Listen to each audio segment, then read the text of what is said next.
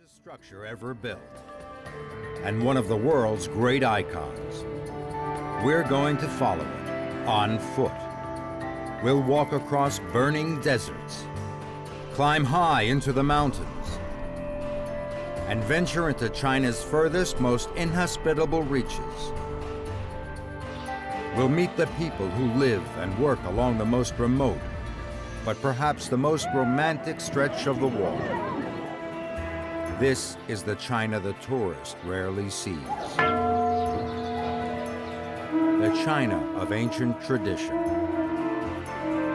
We'll get to the heart of it on Walking the World.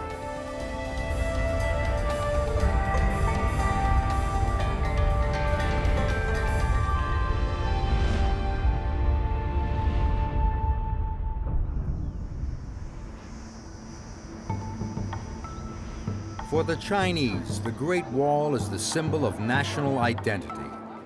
It's everywhere you look. It's on T-shirts and stamps. It's on every tourist visa. It's the symbol of the national police force. The Great Wall pickup is China's most popular brand. The Great Wall lies at the very heart of Chinese culture. For centuries, it defined the nation's borders. The people inside it were the Han Chinese. Those beyond it, the challenging outsiders. It's not just the Chinese who are fascinated by the Great Wall. It's a major international attraction. Here at the wall's most well-known section, at Badaling, just outside Beijing, thousands of tourists come every day.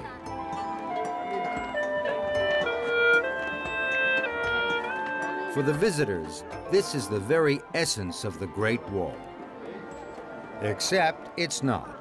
It's a fake, a reconstruction built in the 1960s as part of Mao Zedong's campaign to boost Chinese pride. The real wall, as we shall see, doesn't look like this at all. And there are other myths about the Great Wall. For one thing, you can't see the wall from space, at least not with the unaided eye. In October 2003, China's first astronaut, Yang Liwei, announced, "The Earth looked very beautiful from space, but I did not see our Great Wall." For another thing, there's not one single continuous wall. The Great Wall is in fact a series of barriers built up over 2,000 years in many different places. Nobody can say just how long the Great Wall is. New sections are still being discovered. So far, a total of nearly 4,500 miles of wall have been identified. Now that's a long walk, though some have done it. But we're going to walk a single section, one of the oldest, remotest, and least visited. It's also one of the most challenging. This is a walk for people prepared to take a risk, and who really like it hot and dry.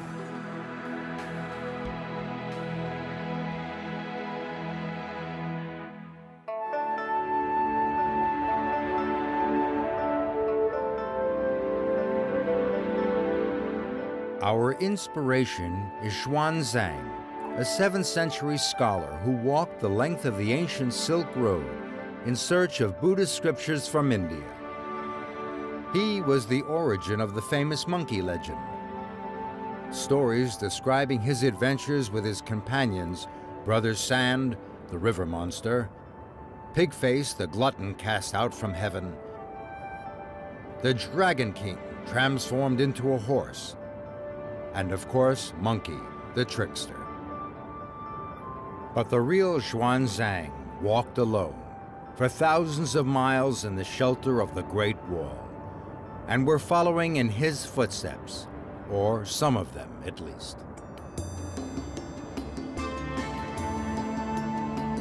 We've come to Lanzhou, a large, vibrant city that straddles the Yellow River. It's a chance to get acclimated to the heat and to absorb the unique atmosphere of this part of China. For a walk this challenging, we're going to need supplies. And down a side street, we find a market.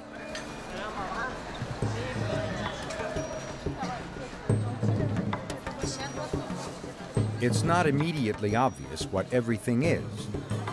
There are all sorts of fruits and vegetables, pastries that might be sweet or savory, and they're all being sold at the tops of their voices in the local Gansu dialect.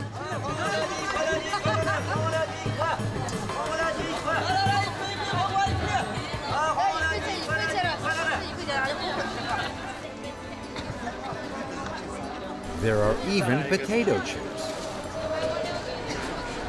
And crowding into the market a wide variety of people, including the Muslim minorities who live all along the Silk Road.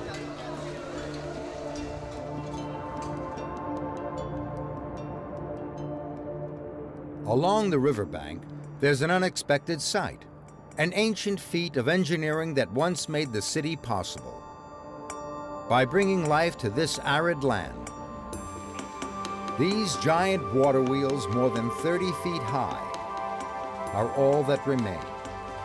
More than 250 once lined the river's edge, extracting water from the mighty river to irrigate the parched soils. Now the job is done by electric pumps.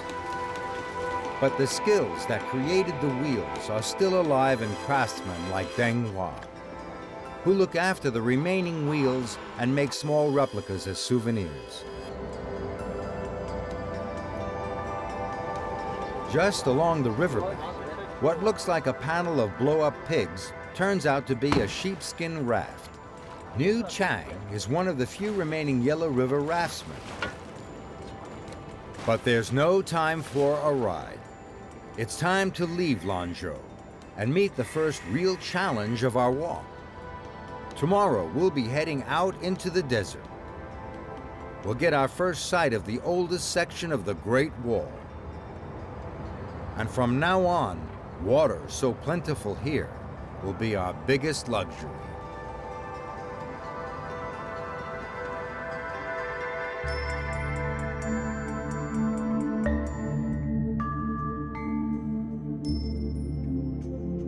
In the second leg of our Great Wall walk, we're striking out in the footsteps of the great walker Xuanzang. Our route takes us across the Tengger Desert to the great Silk Road cities beyond. It seems an unpromising start, but this small area of marshland is where the trail begins. And this is our first glimpse of the real, original Great Wall of China. It's a world away from the tourist site back near Beijing. This is what remains of the high walls built 2,000 years ago to keep out the invaders from Mongolia. There has been no attempt to restore or even preserve it. The trail through the marsh is a gentle beginning, but just beyond lies the desert, and that's a different matter. In the shifting sands of the desert, there's no clear trail. In places, the wall itself is all but buried. We have to pick out a path for ourselves, staying as close to the wall as possible. Fortunately, the towers that punctuated the wall still reach above the sands, marking out the route as the wall marches ahead. It's early summer, and the heat, dryness, and dust of the desert are almost overwhelming. It's hard to believe anything can survive here, but life is all around.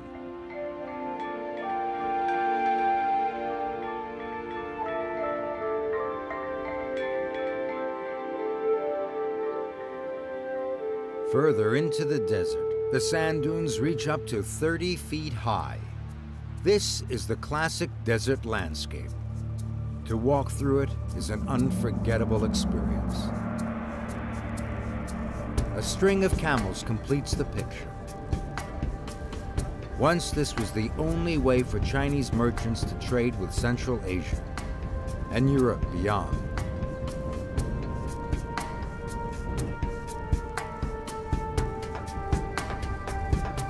Protected by the Great Wall, they took silk, jade, and porcelain along the winding trail, returning with gold, ivory, and jewels. The camels carried the precious goods, while the traders walked alongside. But this isn't a real camel train, for hidden between the dunes is a visitor center, where more adventurous tourists come for a taste of the desert.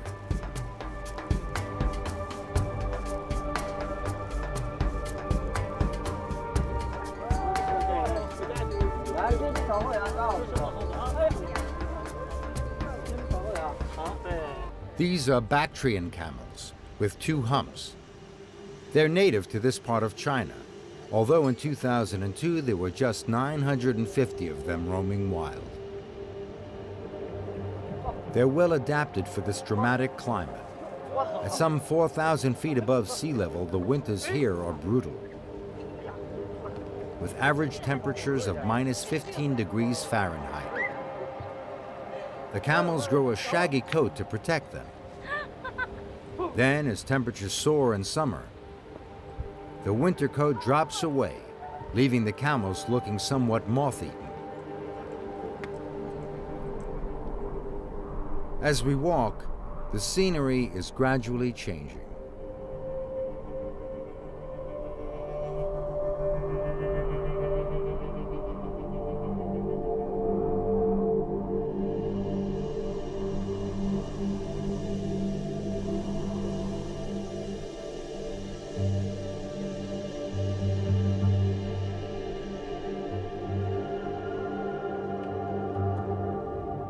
Seeking refuge from the heat, we head for a Buddhist temple built right onto the Great Wall as a resting place for travelers.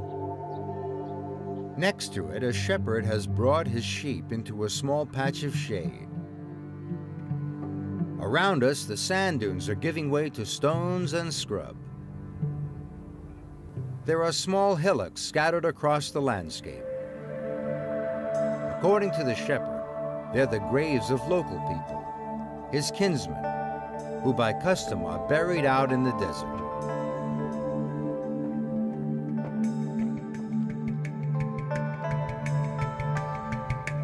After miles in the parched desert, there's only one thing a desert walker really longs for: a break from the trail in a green, lush oasis. Seems heaven sent. To a Silk Road traveler, 1,000 years ago, it would have been literally a lifeline. Today, the year-round natural water supply supports a large and thriving community. We head for the ancient city of Wuwei, guarded by a massive city gate. There's not much sign of the traditional city. China's economic boom has reached even this far into the desert.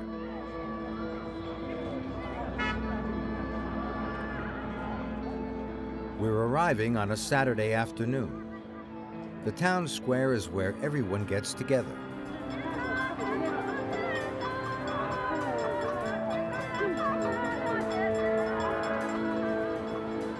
There's a market, selling everything from insect spray to motor scooters. The giant statue is a familiar symbol throughout China, but it has a special significance here. The original 2,000-year-old statuette was found in Wuwei. For lunch, we've come to a specialty food market in search of a local variation on a Chinese favorite: hand-stretched noodles. Madame Sun and her well-drilled team are producing what's known as the 3-package meal. It's part cooking, part theater. Somehow, the noodles never, ever touch the ground. The noodles go into a soup.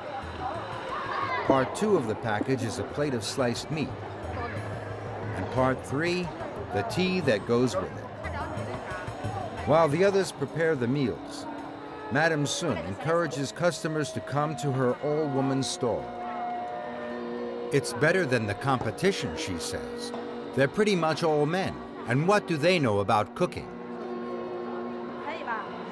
The legend goes that Marco Polo, on his travels along the Silk Road, discovered these noodles and took them back to Italy, where they called them spaghetti. And if the 3-package meal doesn't appeal, you can always take your meat in a sandwich, a burger, Gansu style. Gansu has more surprises. At the end of this nondescript street is a gateway leading to a hidden treasure, the Haizang Buddhist Temple. A painting here commemorates Xuanzang, who passed through here 14 centuries ago on his epic walk to India. It's said that he spent a whole year here, and it's easy to see why. The temple, with its well-tended grounds, is still a haven of peace within the busy modern city, an oasis within the oasis. Just walking around the temple grounds is itself a meditation.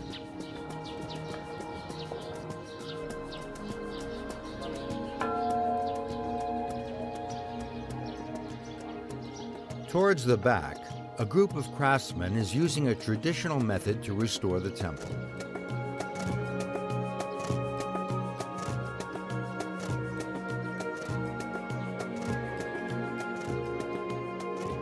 First, the most junior apprentice, a boy of around 13, lays down the base colors. Then the senior apprentice fills in the rough shapes. Finally, the master paints in the details. This is how it's been done for hundreds of years. For the painters, it's a form of devotion in itself.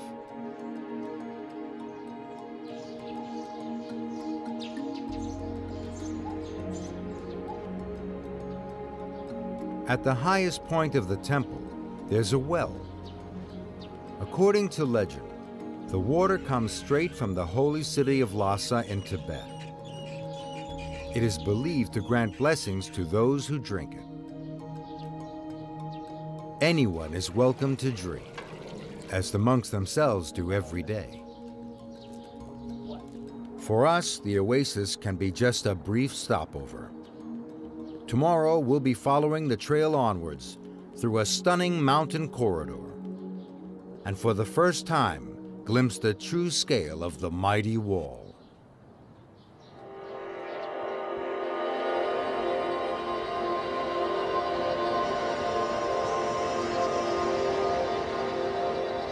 Leaving the oasis city of Wuwei, we follow the Great Wall upwards into one of its most magnificent stretches, the Heshi Corridor.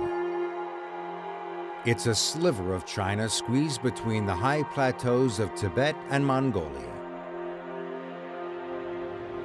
The wall still has gaps, but here we begin to grasp its scale, and a first idea of how it would have looked 23 centuries ago.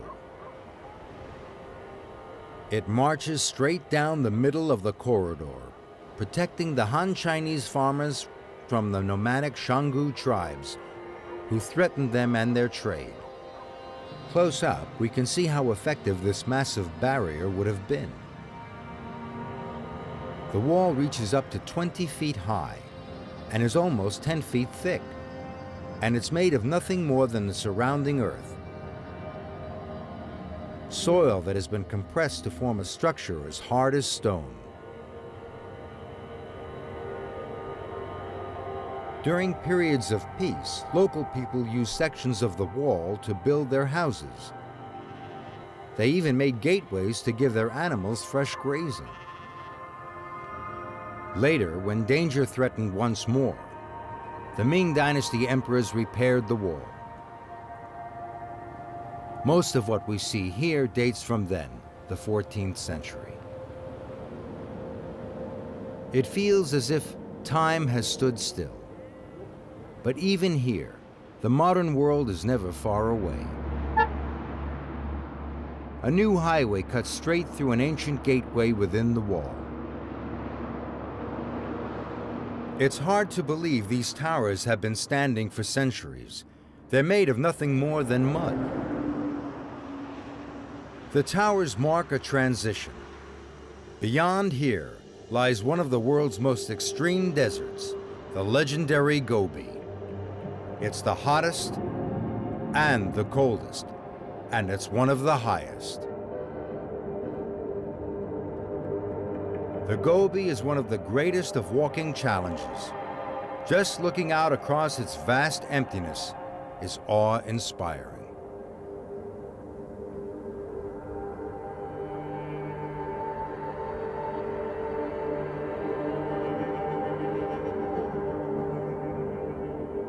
Here, even the resilience of the Great Wall has been broken down by the extremes of the Gobi climate. Large sections have been eroded away. There will be places where following the wall's course will not be easy. Before we plunge further into the Gobi, we make a stop at the city of Shanyi. Its bustling life is in stark contrast to the desert beyond. It's a mixture of influences like all the Silk Road cities. Effortlessly, Shanyi blends ancient and modern. In the newest part of the city, people are doing traditional exercises, Tai Chi, Kung Fu, and other ancient martial arts.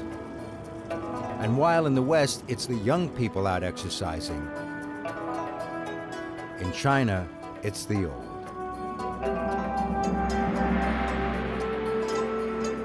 Marco Polo, the famous 13th century Italian traveler, spent time here, drawn by the promise of trade.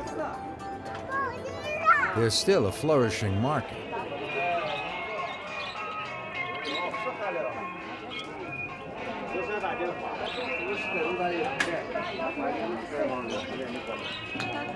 But hidden behind there's a circular doorway, and to step through it is to enter a different age. The old town of Shanyi has probably changed little since Marco Polo was here. People live much as they always have in the dusty houses built of desert soil. Round the corner, there's another glimpse of life on the ancient Silk Road. A hostel for merchants and officials from the nearby province of Shanxi. There's even a theater, a distraction from the harshness of life with the camel trains. For us too, Shanyi has been a welcome rest. Tomorrow we take on the Gobi and make a detour to see a very unusual horse race.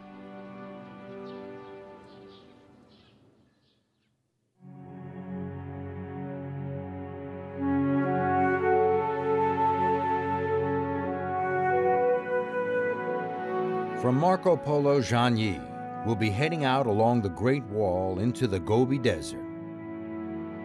And we'll make a detour into the cooler air of the mountains. The section of wall we're following is one of the oldest, built and rebuilt from 100 BC right through to the 14th century. On and on it goes, guiding us through stunning, stark vistas. It looks harsh and utterly empty, but not far from here we'll discover that this is an illusion. We're making a detour to a nearby valley of the Chilean mountain range, where we'll see just how much life there is in this seemingly desolate landscape.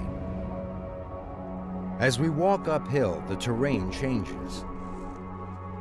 The going gets tougher as we go higher. The soil is poor. All that grows here is short steppe grass. but it's perfect for the hardy mountain sheep. Where there are sheep, there must be people, and soon they begin to appear. These are Uyghurs, members of one of China's smallest minority groups. For centuries, these rolling uplands have been their homeland. The Uyghur are no longer nomadic, but they still keep livestock, including yaks. Yak milk is a staple food for farming people. The milk is shared between the calves and the family. Yaks don't moo, they grunt. It just shows that these animals aren't exactly cows. One of the strongest Uyghur traditions is to welcome travelers, and we're invited into a tent in the pastures. The Uyghur make tea Tibetan style. It's not a casual affair. Yak milk is stewed with water and tea leaves. Then flour and yak butter are added. The farmer, Guo Chan Tai, and his family don't usually dress so elaborately. They're getting ready to go, like us, for a special day out. From Guo Chan Tai's farm, it's only a short walk to our goal, an open field outside a nearby Uyghur village. There's an annual festival that few outsiders have ever witnessed, the Uyghur horse races. The Uyghur are famous throughout China for their horses. They're larger and therefore faster than Tibetan or Mongolian ponies. For more than 1,000 years, the emperor's army horses all came from here. Faster horses meant more success in battle. In those days, the annual race meeting was the testing ground for both horses and riders. Now it's mainly a social occasion, although competition is just as keen. Already the crowds are growing. It's a sign of the times that in daily life, horses have been largely replaced by motorbikes, which the local people call metal horses. There are only about 14,000 Uyghur all told, but most of them are gathered here today. They're a typical mixed Silk Road people. Their festival clothes reflect cultural backgrounds. Some are pure Uyghur, some more Tibetan in style, and some more Mongolian or Kyrgyz. Guo Chan Tai, who as well as livestock farmer, is also principal of the local school, is leading a group of his school children. The event begins with a parade. People have come from all over the region to take part, and each group has its own riders to support.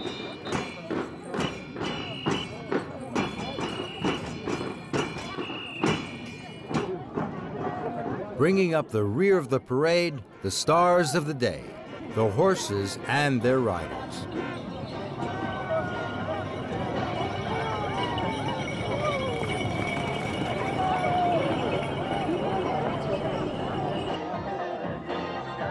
Next, there's a dance display. The music may not be live, but it's Uyghur music. Nothing like the music of the majority Chinese population.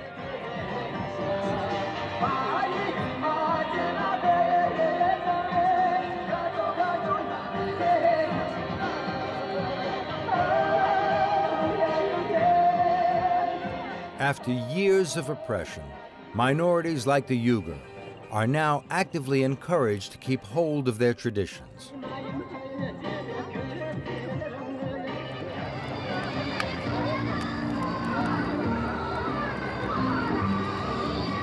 Night has fallen, and the dancing continues.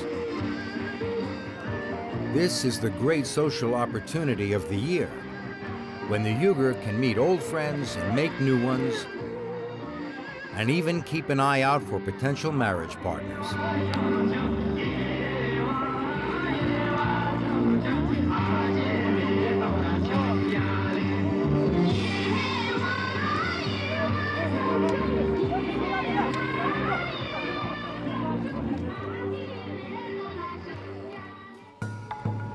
next day sees the start of the serious business of the festival. Guo Chantai has a horse in the races, but in the enormous gathering, he's having a problem finding it. The first race is coming up. The track is watered to try to keep the dust down, though it doesn't seem to work. The spectators support their own riders, but since gambling is illegal in all of mainland China, the main tensions are among the competitors. Guo has found his horse. He doesn't ride in the races anymore. He has a young rider to race his horse for him, but he's optimistic about his horse's chances.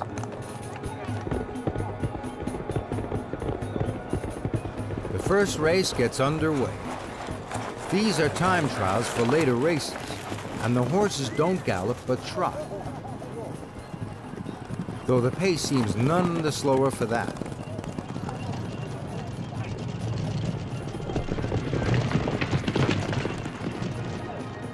Guo's horse is through to the next round, but we won't be here to see it. The races go on for another 4 days, and we're moving on to the next leg of our walk. Tomorrow, the Great Wall takes us away from the cool mountain homeland of the Uyghur and on to the most difficult section of the walk, in the burning heart of the Gobi Desert.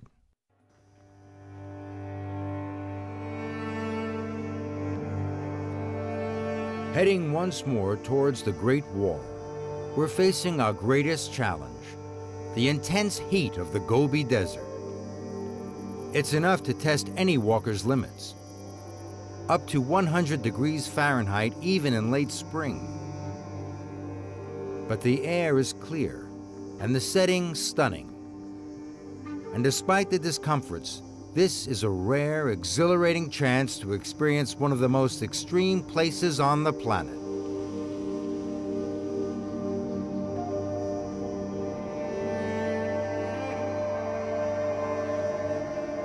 The Great Wall is well preserved here and easy to follow, and it leads us steeply upwards into the nearby hills. Here, the wall has been built right across a valley, effectively blocking it. It's a reminder of why the wall was built, to keep out invaders. Here, they would have been horsemen from Central Asia, so-called barbarians, pouring down the valley from their homeland beyond. On the cliff face, there are some surprising carvings. They were probably made by those same horsemen around the time the wall was originally built. And they show large, deer-like animals, not what you'd expect in the middle of a desert.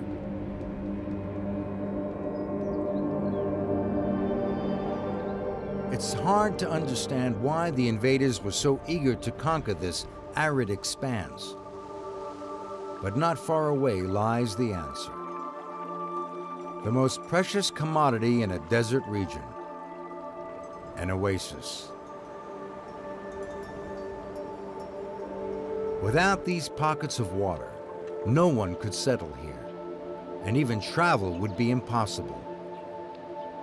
The wall put this oasis firmly on the Chinese side, out of reach of the attacking enemy. The wall looks different here. It's been restored by the Chinese government. On the neighboring section, a local farmer has taken things into his own hands. Virtually alone, Yang Yongfu has restored the towers and wall on an impressive scale. He and his small team use age-old methods that seem to defy modern building theory.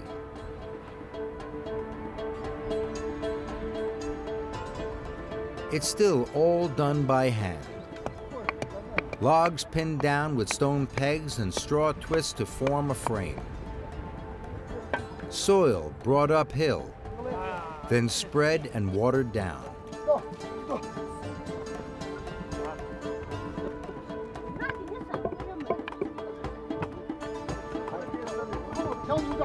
then tamped down to form a solid structure hard as rock.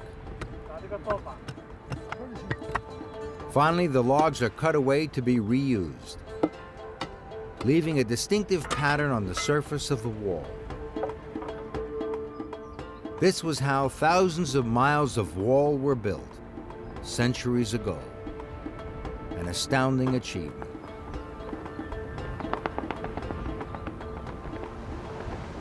But now, Yang's work is threatened. There's a national debate about restoration policy on the wall. Current feeling is that this sort of comprehensive restoration is more like replacement, and that it hastens the destruction of the original. Yet, as we've seen so often on this wall, left to itself, the wall inevitably falls into ruin. It's a dilemma as yet unresolved.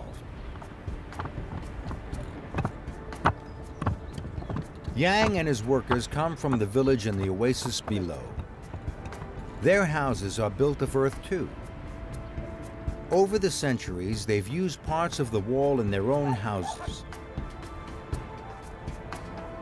then repaired the wall when danger threatened. For them, the wall is part of their lives.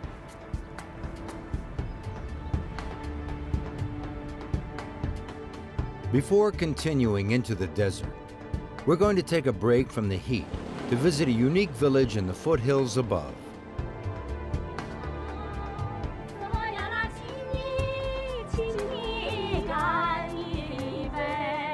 There's an unexpected welcome at the village of Qin Shi Huang, where our arrival has coincided with a festival. Visitors like us are automatically included with other guests, a rare chance to see a local event from the inside. In this poor desert land, it's an honor to be treated to such a feast. There's rice wine to be shared.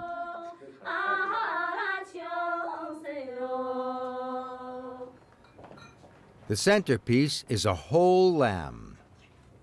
The host, the mayor, chooses the best parts for the guests, including the eyeballs.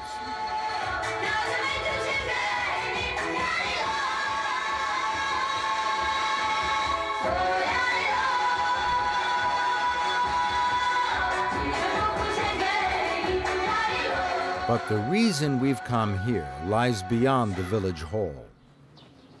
In this valley is an explosion of Buddhist hill temples. There were once 365 of them, one for every day of the year. Now there are only 52. But the number is growing. After a period when religion was suppressed, it is now tolerated, and the government supports the temple reconstruction, led by the monk Di Yi and his wife Li Ying. Di Yi built his faith on his early upbringing. When he was very young, his mother practiced Buddhism in their home. He remembers that they had a statue of Buddha and burnt incense. As soon as he was free to practice his religion again, he went with some friends to a local quarry and began bringing back stone to rebuild the temples. He intends to carry on until all the temples have been rebuilt.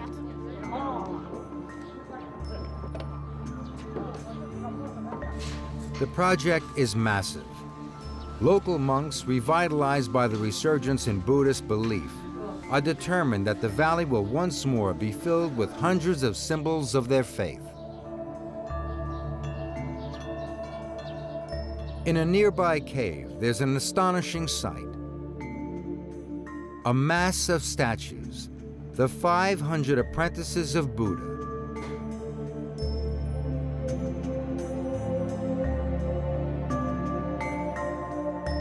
Monk Zhang Zhongyi knows each one and the personalities they represent. Each apprentice has a lesson to teach. This one is young, bright, energetic, but impulsive. He knows he must learn to think calmly and take life more seriously. 再从这边再看一下。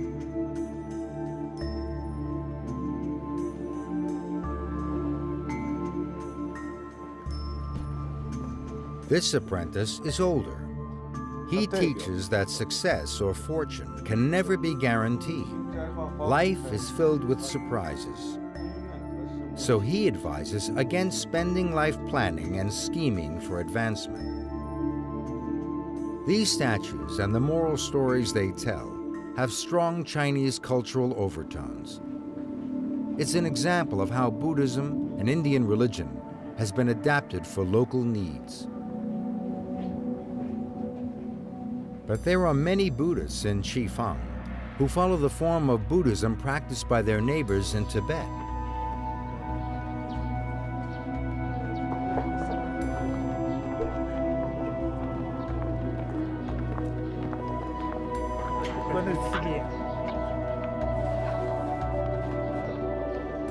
They go to the Wenshu Temple, where they revere this man, Dan Bini Ma, who is believed to be blessed with divine power. The gods are thought to be very much alive here, and this ceremony is designed to bring divine life to a statue. It's a long, elaborate ceremony. Chanting induces a meditative state in the monks. The statue itself is believed to be transformed. In their words, it has its eyes open. Spiritually, it comes alive. Dan Bini Ma wraps the statue and hands it to the man who has brought it to be blessed. When it is taken into his home, it will bring blessings and keep away harm.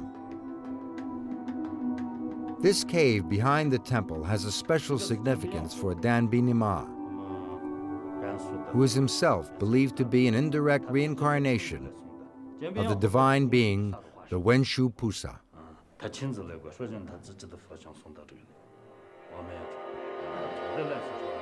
And this cave is the Grand Hall where the Wenshu Buddha first appeared. Its mission was to help the people to enlightenment, a mission that continues to this day. During the Chinese Cultural Revolution, many such caves were destroyed by government decree.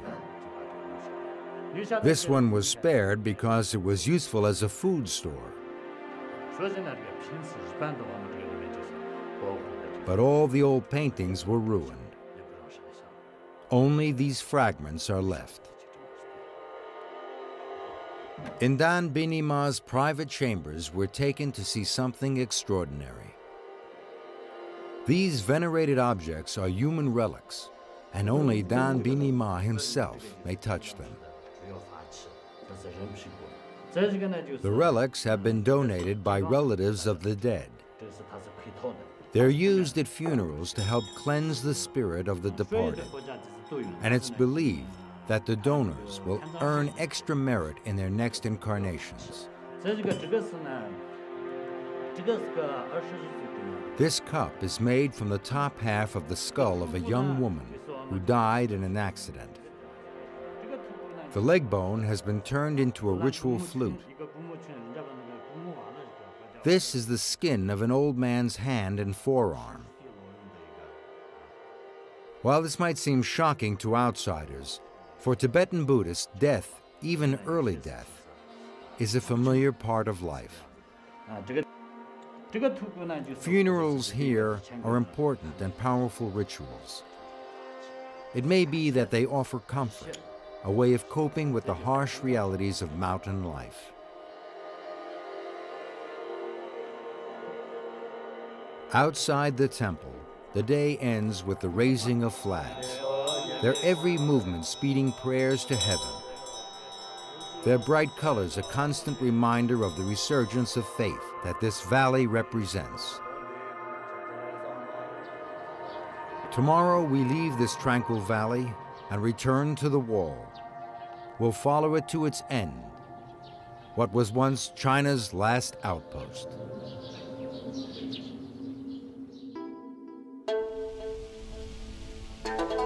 Today we set out along the last arduous stretch of the Great Wall, passing statues of the wandering monk Xuanzang and his group walking on towards India.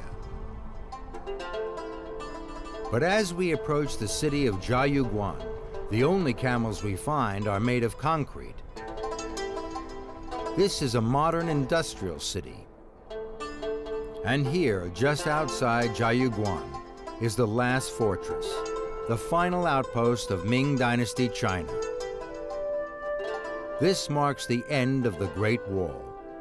And as a tribute to its importance, the government has rebuilt the fort, just as it once was.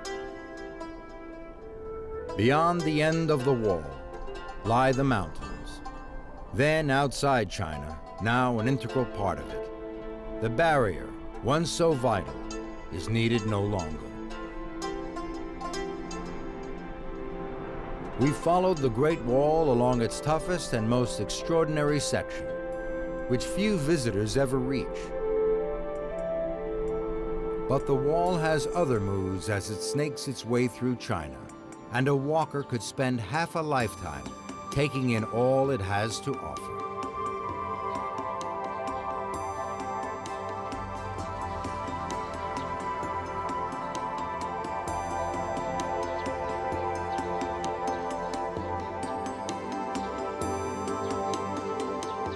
Before we leave China, we return to the wall outside Beijing to meet Zhou Wanping, one of the many whose lives have been shaped by this icon.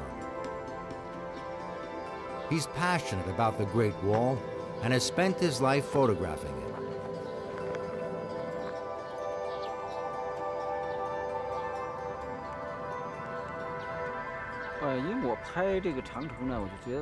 For him, as for many Chinese, the wall is more than an epic feat of engineering.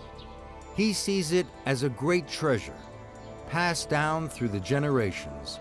It represents the spirit of eternity. Yet the wall itself is not eternal. And in many places, while the conservation debate rages, it's slowly but inevitably falling into ruin. Right now we're walking up the Great Wall of China. It's quite the hike. Tons of people around. It's really steep. Pretty amazing though. Really foggy today. It's okay. Okay. Don't push. Yeah. Okay. Hey! Look this.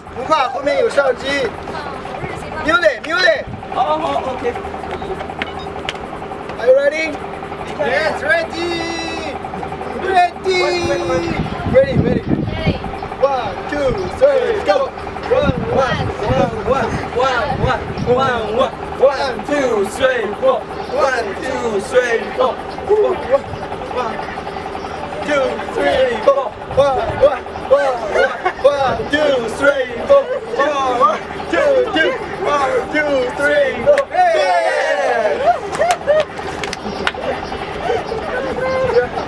Go! Thank you!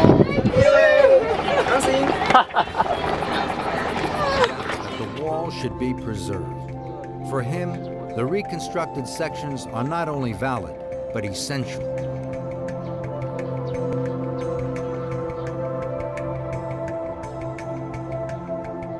Walking along the wall has taken us on a journey, not only through some of the world's most stunning landscapes, but into the heart of China's identity. From its earliest struggles with would-be invaders to the economic miracle that has put modern cities in the desert. It's an unforgettable experience.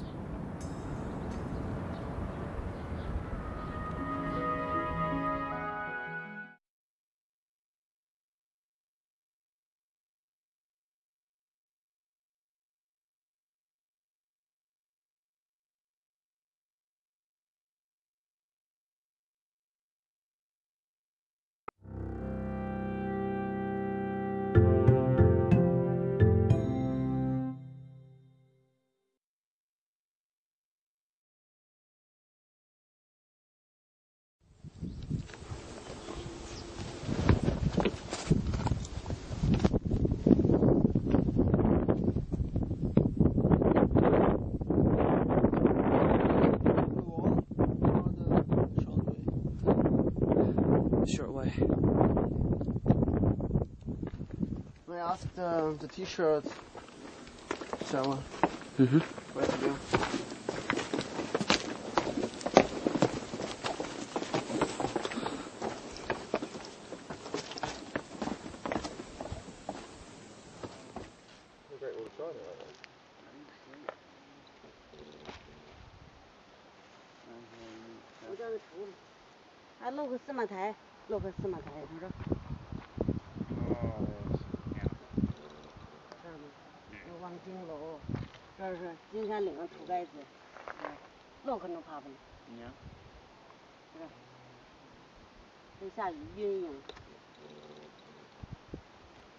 欢迎来到中国北京，这里是长城八达岭，我们开始行啦。